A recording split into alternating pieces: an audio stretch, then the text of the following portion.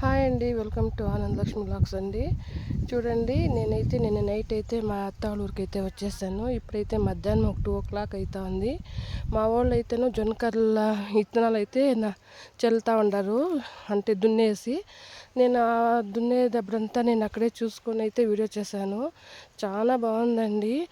ఎందుకంటే నాకు మా అత్త వాళ్ళ ఊరికి అయితే వస్తే చాలా ఖుషిగా ఉంటుంది. ఎందుకంటే నేను సిటీలోనే పుట్టి పెరిగాను, అక్కడే చదువుకున్నాను. కానీ మ్యారేజ్ అయినా కూడా అక్కడే ఉన్నాను కాబట్టి నాకు విలేజ్ గురించి అంత తెలియదండి. అప్పుడప్పుడు అయితే నేను మా అత్త వాళ్ళ ఊరికి అయితే వస్తూ ఉంటాను కదా, దాన్ని చూస్తే నాకు ఎంతో ఆనందం అవుతుంది. ఇట్లా పల్లెటూరులో అయితే ఉంటే ఎంత బాగుంటుంది అని. కానీ ఇక్కడ రైతులు అయితే ఎంత కష్టం పడతారండి. వాళ్ళ కష్టానికి ప్రతిఫలంగా దేవుడు అన్నీ ఇస్తాడు. కానీ ఒక టైం అయితే వాళ్ళ కష్టానికి ప్రతిఫలం ఇయ్యడు. అప్పుడైతే బాధ అనిపిస్తుంది. ఊరికి చెట్టుల్లో ఎలా అందమో అలాగే పొలానికి పంట అందమండి. చూడండి, ఎంత కష్టం పడితే కానీ ఇంత వ్యవసాయం చేసేదానికి ఎంత కష్టం పడతారు రైతు. కానీ ఎంత పంట అయితే పండాలి. ఒక టమాటా నార కానివ్వండి, ఇది జొన్నకర్రల నారండి, ఇది ఎంత పచ్చిమిరపకాయలు కానీ వంకాయలు కానీ ఎంత కష్టం పడతారు వాళ్ళైతే. మా కర్ణాటకలో అంటే కర్ణాటకలో ఉండేది కదా, అక్కడైతే ఎండలు అయితే తక్కువ అండి.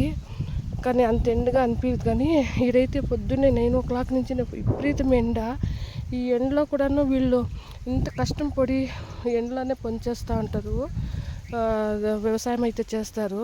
వాళ్ళకి నిజంగా సెల్యూట్ కొట్టాల్సి ఉండేది రైతులకైతేను. వాళ్ళకి ఎంత బాధ ఉంటే కూడాను, ఎంత ఎండన్నా కానీ, ఎంత వానన్నా కానీ, ఎంత ఆయాసమైనా కానీ పంటను తన కన్న తల్లితో అయితే ఆదరిస్తారు. వాళ్ళు ఎంత ఎండ అయినా వచ్చి వ్యవసాయం అయితే చేస్తారు.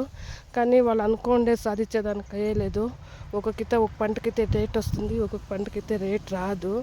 దాన్ని తెలుసుకుంటేనే బాధ అనిపిస్తుంది. ఎందుకంటే మధ్యలో దళారులే తినేస్తారు కదా వాళ్ళు పండిండేది దానికి. ఏమో ఒక్కొక్క వాళ్ళ బాధ అంటే మాకు బాధ అన్నట్లుంటుంది. అందుకైతే నేను ఊరికైతే వచ్చాను కదా, ఇదంతా చూసి ఒక వీడియో చేస్తే బాగుంటుంది అనేసి నేనైతే వీడియో చేశాను.